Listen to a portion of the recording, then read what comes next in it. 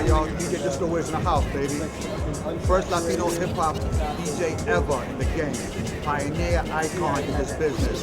Repping the Originator's line of clothing, baby. And this is like the first ever clothesline dedicated to the pioneer, to the foundation, to the roots of hip-hop. Founded in LA by my brother Adam Bach, you know what I mean? And I'm over here at Magic, man, doing it like we do every year, you know what I'm saying? Just repping for the culture, repping for the people, repping hip-hop nationwide, globally. That's what it's all about. I hail from the mighty Boogie Down Bronx, the birthplace of mega hip hop. I started this with my partner, Grandmaster Cass, way before like hip hop even had a formation. We were two friends that grew up in this culture that was just unfolded before our eyes. We were both b-boys, and we just got exposed to hip hop like to Kool Herc. It just inspired us to be DJs, and we just joined that movement. You know, we took it to the next level, started throwing free parties and just promoting ourselves and just evolving along with the culture. It just became, you know what I mean, a premier group, you know, within the other, you know, the evolution of the culture and craft. And we talk about like 1974, 1975, and now here we are, 32, 33 years later, and this is like a global massive movement.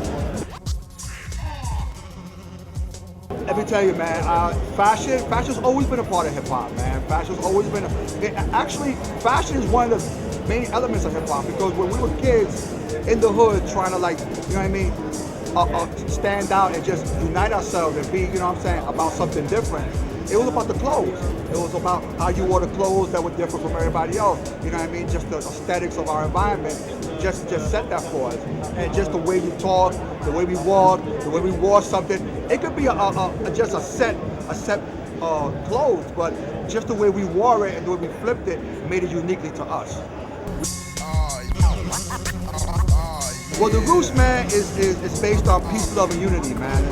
That's how we founded this. I mean, you know, hip hop, I mean, has so much layers to its actual history that you have to, like, actually start to go back to even try to progress again, man. Because we're at this funny place right now, you know what I mean, where it's like oversaturated, over commercialized, you know what I mean. So you have to actually bring it back to the people where it actually started, and you know, it's good to have clothing lines. It's good to have, I mean, all these great artists that are out there, you know what I mean, promoting under the umbrella of hip hop, man. But hip hop is about the people. Hip hop was founded by the people, for the people, by the people. Will always be about the community, you know what I mean. If you can't reach people, inspire people, you know what I mean, then, you know, you're definitely missing the train. Adam Bach contacted me, man, about 4 years ago. He contacted me with a concept, you know, without even printing his first shirt. And he was like, I mean, he found it, you know, he just found me out of the blue. And said, Wiz, you know, I want to start this clothing company to honor you guys, you know, because no one's doing that. And you guys are like basically obscured, you know what I mean? You should be out there, your story should be out there. His concept goes beyond clothing, you know what I mean? His concept is about education, you know. Every t-shirt comes with a hang tag, you know, and actually has like a small concentrated bio on each artist. And I mean, it's a great thing, man. I mean, he's the first to do it. There's other companies that come after him, but he's the first to do it. So I mean, I think there's something to say about that, you know? Oh well, come on, man. This was a melting pot, man, from its inception. I mean, Latinos have always been a part of hip hop. You know what I mean? It's not spoken about that much, but I mean, we've touched every element from day one, whether it be graph, b-boy, MC, DJing, all of it. You know what I mean? And I mean, I'm the first Latino to do this, but I'm by far not the last that will do it. I mean, we've always been in this. You know what I mean? It was actually a black and brown mixture of just, you know, of just oppressed youth that were actually in the same, you know, situation or circumstances, you know what I mean? The social, economic backdrops of our, you know, environment caused this, you know what I mean? So we're actually product of our environment, you know what I mean? And it started to be hip hop, man. It started to be our platform, our voice, you know what I mean? And now it's an inspirational, you know, tool globally. I've been doing showcases like the last 4 or 5 years, hip-hop spoken word showcases, and I'm just trying to bring that element into the culture, which is actually a great element that's not compromised yet. Spoken word is a great message, you know what I mean?